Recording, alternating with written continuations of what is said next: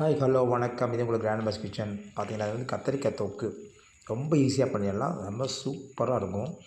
நான் என்ன பண்ணேன், கத்திரிக்காய், இஞ்சி, பூண்டு, அதுக்கடுத்து கொஞ்சம் மிளகாத்தூள், மல்லித்தூள், கரம் மசாலா தூள், அதுக்கடுத்து முந்திரி பருப்பு ஒன்று 4 பீஸ் எடுத்துக்கிட்டேன். நல்லா கிரைண்ட் பண்ணி எண்ணெயை காய வச்சு கடுகு போட்டு கொஞ்சம் பெருஞ்சீரகம் போட்டு அதுக்கடுத்து நல்லா கிண்டிட்டு வெங்காயம் போட்டு நல்லா தாளிச்சிட்டு இந்த அரைச்சி வச்ச பேஸ்ட்டை போட்டு நல்லா கிண்டினோம்னா அருமையான கத்திரிக்காய் தொக்கு ரெடி.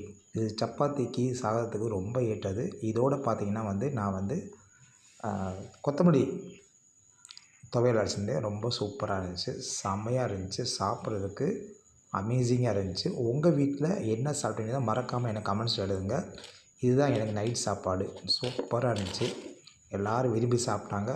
கத்திரிக்காய் தொக்கு ஒன்றா இருந்துச்சு. அதை பார்த்தா இது நார்த்தங்காய் ஊறுகாய் ரொம்ப செம்மையாக இருக்கும், சூப்பராக இருக்கும். Thank you. Bye bye. Thank you watching. Thank you for watching. Thank you.